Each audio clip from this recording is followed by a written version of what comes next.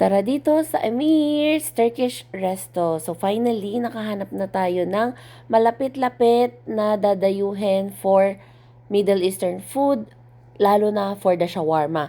Malinis yung kanilang restaurant. Okay din ang ventilation nung nagpunta kami. And itry natin tong kanilang chicken shawarma ngayon.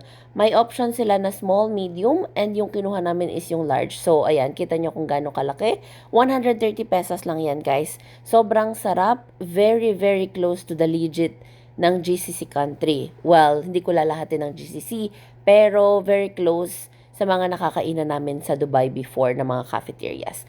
So, try naman natin ngayon itong kanilang Farouj chicken or yung roasted chicken na may biryani rice.